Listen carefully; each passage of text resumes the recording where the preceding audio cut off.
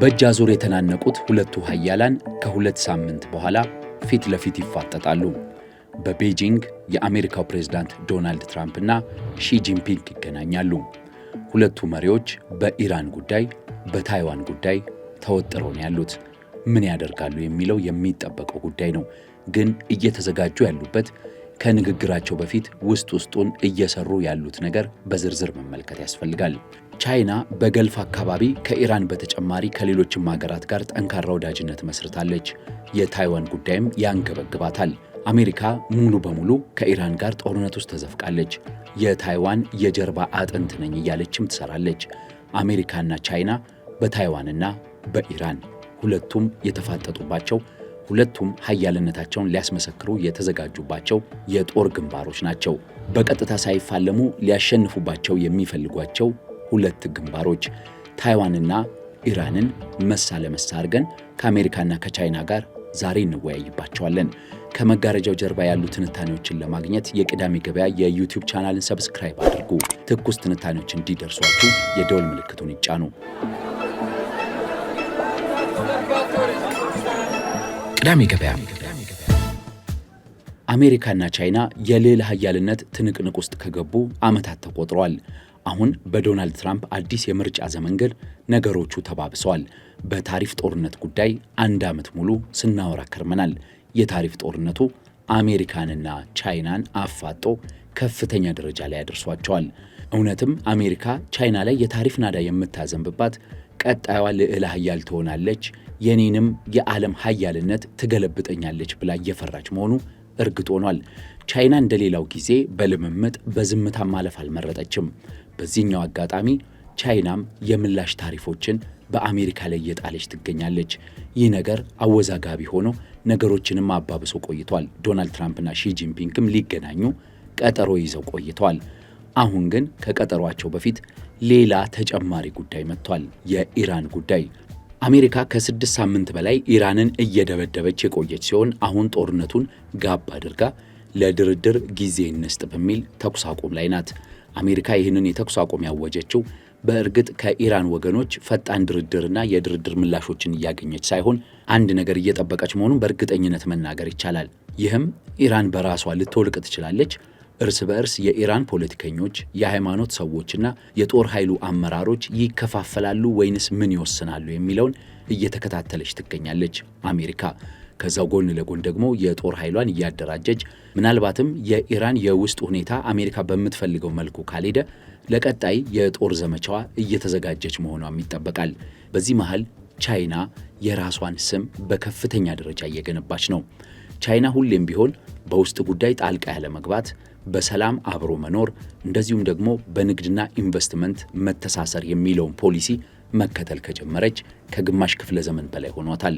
ይህ ፖሊሲዋ ግን ተጨባጭና ተፈላጊ የሆነው ቻይና ኢኮኖሚዋ አድጎ ለሁሉም ሀገራት ጠንካራ የኢኮኖሚ አጋርና ገዢና አቅራቢ ሆና ስትገኝ ነው። አሁን በገልፍ ሀገራት የቻይና ሚና በጣም ግልጽ ነው። ቻይና ከገልፍ አካባቢ ቁጥር 1 የነዳጅ አቅራቢዋ ሳውዲ አረቢያ ናት። ሁለተኛ ኢራን፣ ሶስተኛ ኢራቅ፣ ኤምሬት፣ ኦማን፣ ኳታር እያለ ይቀጥላል። ቻይና ለእነዚህ ሀገራትም በርካታ ሸቀጦችን ታቀርባለች። ከፍተኛ ኢንቨስትመንትም በሀገራቱ ታፈሳለች። እናም ቻይና በሳውዲና በኢራን መካከል ቀጭን ገመድ ዘርግታ ሚዛኗን ጠብቃ መጓዝ የቻለች በመሆኗ በጣም ልዩ ዲፕሎማሲ፣ ልዩ የኢኮኖሚ ትስስር የምትመራ ሀገር እንድትሆን አስችሏታል። አሜሪካ በበኩሏ በአካባቢው ላይ ወዳጅና ጠላት ለይታ ያለች ናት። ከሁሉም ጋር አይደለም የምትሰራው። ሳውዲ አረቢያ፣ ኤምሬት፣ ኳታር የመሳሰሉት ሀገራት የአሜሪካ ወዳጆች ናቸው። ኢራን ግን ቀንደኛ የአሜሪካ ጠላት ናት። ጠላትነቱ ስር ሰዶና ፍጥጫው ግሞ አሁን አሜሪካና ኢራን ቅልጥ ያለ ጦርነት ውስጥ ናቸው። እስራኤልም በዚህ ገብታለች። ቻይና ግን በዚህ ጦርነት ሰላም አውርዱ፣ ነገሮችን አብርዱ ከማለት ውጪ በቀጥታ እየተሳተፈች አይደለም። ከዚህ ጦርነት ጋር በተያያዘና ከታይዋንም ጋር በተያያዘ በአጠቃላይ አሜሪካና ቻይና የተፋጠጡባቸው 4 መድረኮች አሉ። የመጀመሪያው ስትራቴጂካዊ ጉዳይ ነው። አሁን የአሜሪካ ጦርና የአሜሪካ ፖለቲካ ከሀገር ቤት ውጪ በዓለም አቀፍ ጉዳይ ሲነሳ የኢራን ጉዳይ ቁጥር 1 አጀንዳው ነው። ጦርነቱ ቢቋጭም ባይቋጭም በረዥም ጊዜም ቢሆን የኢራን ጉዳይ የአሜሪካን ፖለቲካ ማዕከል ሆኖ እንደሚገኝ ይጠበቃል። ስለዚህ አሜሪካ በኢራን ጉዳይ ቢዚ ናት፣ ተወጥራለች። ቻይና ደግሞ ይህንን አጋጣሚ ታይዋን ላይ የምታሳርፈውን ጫና ለማጠናከር እየተጠቀመችበት ነው። ቻይና በእስያ አካባቢ ያላትንም ሀያልነት ለማስፋት እድሉን እየተጠቀመችበት ነው ተብሎ ይታመናል። አሜሪካ ፊቷን ሙሉ በሙሉ ወደ ኢራን ስታዞር፣ ቻይና ደግሞ ታይዋንና እስያን ትኩረት አድርጋለች የሚለው አንደኛው ነው። ሁለተኛው የፕሮክሲ ጦርነት ወይንም ደግሞ የእጅ አዙር ዘመቻ የሚባለው ነው። የአሜሪካ ጦር ከቻይና የተነሳ ወደ ኢራን የሚያቀና አንድ መርከብ መያዙ ይታወቃል። በዚህ መርከብ ላይ ለሚሳኤል ማምረቻዎች የሚሆኑ ግብአቶችን ጭነዋል መባሉ የቻይናና የአሜሪካን ጉዳይ ፍጥጫ ውስጥ ይከተዋል ተብሎ ተሰግቶ ነበረ። ነገር ግን የቻይና መንግስት እነዚህን ዕቃዎች በቀጥታ አልጫንም። የቻይና ኩባንያዎች ናቸው የጫኑት። ኢራን ደግሞ አብዛኛው የንግድ እንቅስቃሴዋን በጥቁር ገበያ እንደምትመራ ይታወቃል። ስለዚህ የቻይና መንግስት አላየውም፣ አልሰማውም፣ የተጫነውንም ዕቃ አላውቅም ብሎ አይኔን ግንባር ያድርገው ማለት ይችላል። ቢሆንም ግን ቻይናና አሜሪካ የፕሮክሲ ጦርነት ወይንም የእጅ አዙር ዘመቻዎች በአካባቢው ላይ እያከናወኑ መሆኑ ግልጽ ነው። ሶስተኛው ነጥብ የፕሮፓጋንዳ ዘመቻው ነው። በፕሮፓጋንዳ ዘመቻው ቻይና የአሜሪካን እርምጃ ኃላፊነት የማይሰማውና የማናለብኝነት ዘመቻ በሚል ለዓለም ማህበረሰብ እያስተዋወቀችው ነው። በዛው ጎን ለጎን ደግሞ ቻይና የሰላምና ጣልቃ ያለመግባት ፖሊሲ ያለኝ ሀገር እኔ ነኝ፣ የሰላም አጋር ነኝ የሚለውን ስሟን እየገነባች ትገኛለች። የአሜሪካን በማጠልሸት የቻይናን ስም ከፍ በማድረግ አሜሪካን በበኩሏ ቻይና ለኢራን እንዲህ ልታረግ ነው፣ የሚሳኤል ድጋፍ ታደርጋለች፣ የሳተላይቶች እገዛ ታደርጋለች በሚል የቻይናን ስም አሸባሪ ከሚሏት ኢራን ጋር ከሂዝቦላ ጋር ለማያያዝ በተደጋጋሚ ትሞክራለች። የፕሮፓጋንዳው ጦርነት በአሜሪካም በቻይናም በኩል እንደተጧጧፈ ነው። አራተኛው የኢኮኖሚ ጉዳይ ነው። ቀጠናው የነዳጅ ማዕከል ነው። ቻይና 40-50 በመቶ የሚሆነው ነዳጇን የምታገኘው ከገልፍ ሀገራት ነው። በእርግጥ አሜሪካ በቀጥታ ከዛ ነዳጅ ባትቀዳም የአሜሪካ ዶላር ልዕለ ኃያልነት ወይም ፔትሮ ዶላር የሚለው ሐሳብ የሚመነጨው ከነዚህ አካባቢ ሀገራት ነው። ስለዚህ በዚህ ጦርነት ላይ በቀጥታ ማንም ባይሳተፍም ኢኮኖሚው አይኑን የሚያቀላውና በትኩረት የሚከታተለው መሆኑ የሚያጠራጥር አይደለም። በአምስተኝነት ግን የሚነሳው የጦር መሳሪያ ጉዳይ ነው። አሜሪካ በዚህ ጦርነት አዳዲስ የጦር መሳሪያዎቿን ያረጁና ከጥቅም ውጪ ሊሆኑ የነበሩ ሚሳኤሎቿን እየተኮሰች ኢራን ላይ እየፈተሸች አዳዲሶቹንም ምን ያህል ውጤታማ ናቸው የሚሉትን እየሞከረችባት እንደሆነ ይታመናል። ቻይናም አልቦዘነችም። ለኢራን የተለያዩ ጦር መሳሪያዎችን በማቅረብ የቻይናን የጦር ኢንዱስትሪና የቻይናን የጦር ቴክኖሎጂ እየፈተሸች እንደሆነ ይታመናል። በነገራችን ላይ ቻይና ላለፉት 70-80 ዓመታት ምንም አይነት የቀጥተኛ ጦርነት አላደረገችም። ይህ ደግሞ የቻይናን ጦር ኃይል ስጋት ውስጥ ይጥለዋል። ምክንያቱም የበርካታ ዓመታት የጦር ተንታኞች እንደሚያነሱት በጦርነት ያልተፈተነ ሀገር ትልቅ የጦር ኃይል ቢገነባም እንኳን የውጊያ አቅሙና የውጊያ ሞራሉ እንደሚጠበቀው ላይሆን ይችላል የሚለው ነው። ስለዚህም ቻይና በኢራን አንዳንድ የጦር መሳሪያዎቿንና አንዳንድ ቴክኖሎጂዎቿን በስውር እየፈተሸች እንደሆነ ይጠረጠራል።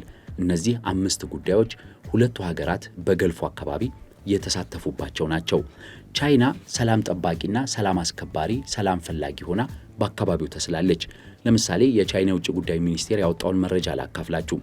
የቻይና የውጭ ጉዳይ ሚኒስትር ዋንጊ ወደ ገልፍ ሀገራት ብቻ 26 ጊዜ ስልክ ተደዋውለዋል። ከሁሉም ሀገራት ጋር አውርተዋል።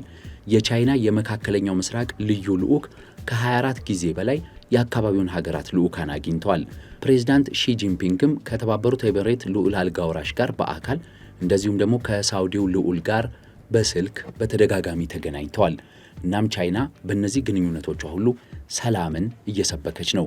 ግን ቻይና በቀጥታ አደራዳሪ መሆን አትፈልግም። በቀጥታ የሁለቱ ኃይሎች መፋጠጫ መሆን አትፈልግም።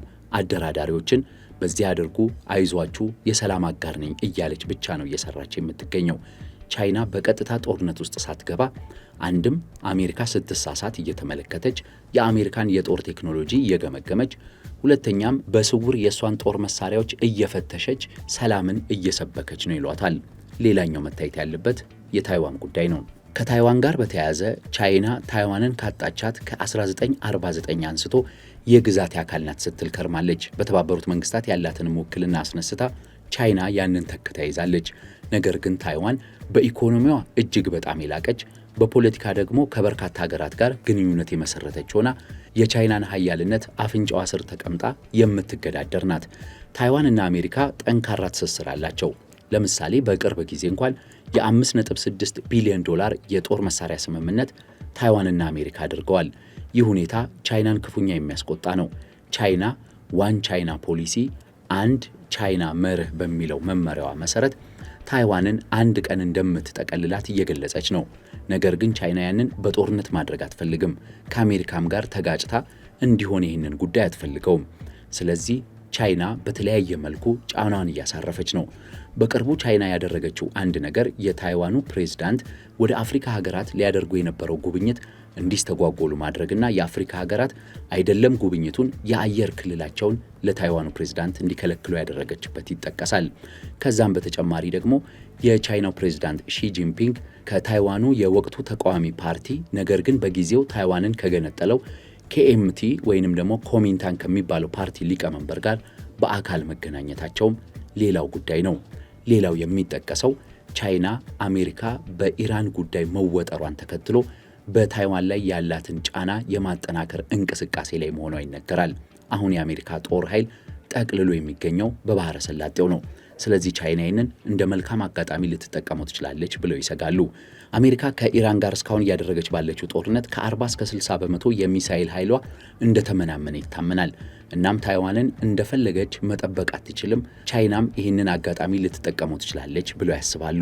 ስለዚህ ቻይናና አሜሪካ በታይዋንና በኢራን ጉዳይ የተለያየ ሐሳቦችን ይዘው መቆማቸው እርግጥ ሆኗል። አንድ ትልቅ ነገር ግን ይጠበቃል። ከ2 ሳምንታት በኋላ የአሜሪካው ፕሬዝዳንት ሜይ 14ና 15 ወደ ቤጂንግ እንደሚያመሩ ይጠበቃል። ፕሬዝዳንት ዶናልድ ትራምፕ እና ፕሬዝዳንት ሺ ጂንፒንግ በቤጂንግ በሚኖራቸው ቆይታና በተለያዩ ከተሞች በሚያደርጓቸው ቆይታዎች የሚወያዩባቸው ጉዳዮች ዋና ዋናዎቹን በዝርዝር ማስቀመጥ እንችላለን። የመጀመሪያው የኢራን ጉዳይ ነው። ዶናልድ ትራምፕ ቻይና ሆርሙዝን ለማስከፈት እንድታግዝ ይፈልጋሉ። ቻይና በበኩሏ በሆርሙዝ ጉዳይ ጣልቃ አንገባም፣ ዓለም አቀፍ ነው፣ የአካባቢው ሀገራት ይፈቱታል የሚል እምነት እንዳላት ይታወቃል። አንዱ የውይይት ነጥብ ይሄኛው ነው። ሁለተኛው የንግድና የታሪፍ ጉዳይ ነው። በተለይም በግብርና ምርቶች አሜሪካ ለቻይና የቦሎቄ ምርትንና የግብርና ቴክኖሎጂዎችን ለማቅረብ ትፈልጋለች። በማኑፋክቸሪንግ ደግሞ የቦይንግ ኩባንያ ለቻይና አየር መንገዶች በርካታ አውሮፕላኖችን መሸጥ ይፈልጋል። እናም ቻይና የአሜሪካን ምርቶች የምትገዛ ከሆነ እኔም የማደርግብሽን የታሪፍ ጫና አቀልልሻለሁ የሚል ሐሳብ ይዛ በፕሬዝዳንቷ በኩል እንደምትገለጥ ይጠበቃል። በቴክኖሎጂ ረገድ በሰሚኮንዳክተር ምርትና በአርቲፊሻል ኢንተለጀንስ እንደዚሁም ደግሞ በብርቅ ማዕድናት ወይንም ሬር እርዝ በሚባሉት ሺ ጂንፒንግ እና ዶናልድ ትራምፕ እንደሚመክሩ ይጠበቃል። የሰሚኮንዳክተር ምርቱን ቻይናና ታይዋን በዓለም ላይ ተቆጣጥረውታል። እናም ይህ ቴክኖሎጂ አሜሪካን እንዳያንበረከካት ዶናልድ ትራምፕ መፍትሄ እያፈላለጉ ነው።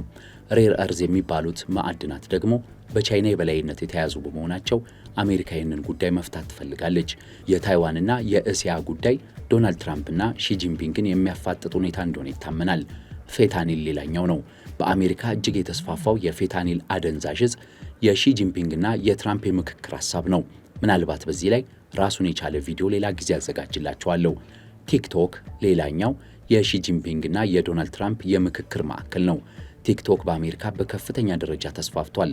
አሜሪካ እስካሁን አላገደችውም። ባለቤትነቱ በአሜሪካውያን ባለሀብቶችም ጭምር እንዲሆን በማድረግ መፍትሄ ማምጣት የሚለው ሐሳብ ነው። አሜሪካና ቻይና አሁን የዓለም ልዕለ ኃያልነቱን ከሞላ ጎደል በጋራ ይዘውታል። አሜሪካ አሁንም ልዕለ ኃያልነቱን ብትመራም ቻይና እንደ ጥላ እየተከተለቻት ነው። ይህ ጥላ ዞሮ እንዳያልፋት ግን አሜሪካ ትሰጋለች። እናም በዓለም ላይ የሚደረጉት ግጭቶች፣ በዓለም ላይ አሜሪካና ቻይና የተፋጠጡባቸው መድረኮች በርካታ ናቸው። የኢራን ጦርነት የኢራን የኒኩለርና የሚሳኤል መርሃ ግብር ሳይሆን የቻይና የልዕለ ኃያልነትን ለመግታት የሚደረግ ትግል ነው ተብሎ የሚነሳውም ከዚህ ጋር የሚያያዝ ነው። ታይዋንና ኢራን ሁለቱ የአሜሪካና የቻይና የወቅቱ የፍጥጫ መሬት ሆኗል። እናንተስ ሐሳባችሁ ምንድን ነው? አስተያየቶቻችሁን አጋሩን። የቅዳሜ ገበያ የዩቲዩብ ቻናል ያደመጣችሁት። ቅዳሜ ገበያን ሰብስክራይብ አድርጉ። ትኩስ ትንታኔዎች እንዲደርሷችሁ የደወል ምልክቱን ይጫኑ።